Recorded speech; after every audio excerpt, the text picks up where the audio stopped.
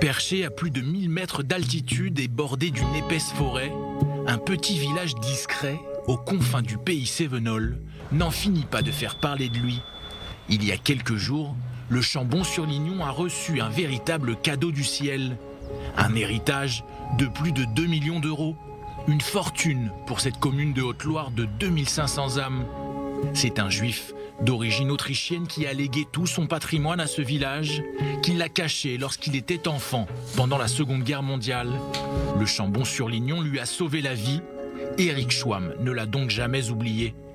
Pour lui, ce geste, c'était une manière de remercier, tout de même 75 ans après, les habitants qui visiblement l'ont soutenu, l'ont aidé. Mais en dehors de ces quelques documents d'époque, récupérés auprès du notaire par Denise Vallat, l'adjointe au maire, on ne sait rien ou presque de l'histoire de ce généreux donateur. Derrière le don, il y a l'homme, et c'est ça qui est important.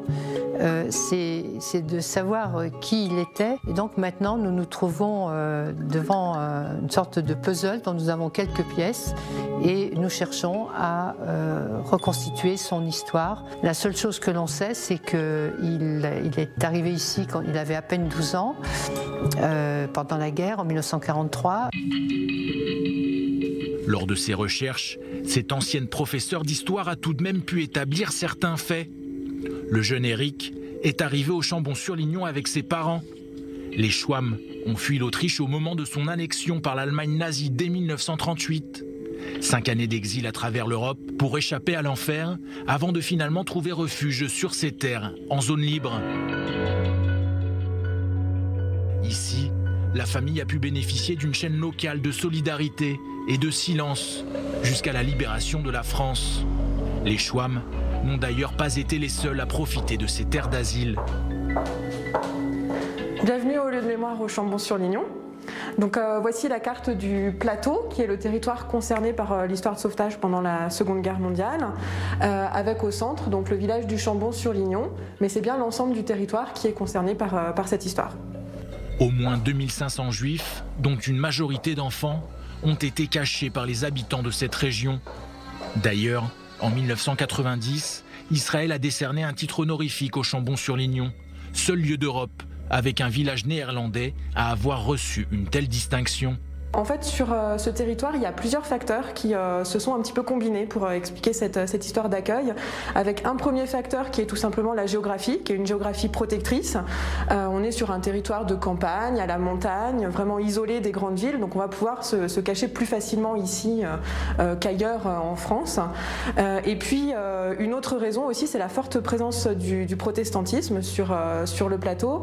Et les protestants français ont en fait compris ce que vivaient les Juifs à partir des années 30-40, puisque leur histoire à eux est aussi une histoire de persécution. Pendant des siècles, sous l'Ancien Régime, le protestantisme a été une religion interdite et persécutée. Cette région a en effet été tout au long du XXe siècle une terre d'hospitalité. Ses habitants, à forte majorité protestante, sensibilisés par leurs pasteurs au danger du totalitarisme, ont toujours été marqués par une tradition d'accueil aux persécutés et aux déshérités. C'est vrai qu'on a tous dans notre famille eu des anciens, des ancêtres qui ont été des résistants et qui ont participé à cacher des juifs, effectivement. Donc on est marqué par ces histoires-là dans le village, dans les familles. C'est quelque chose qui est très présent en nous. Ouais.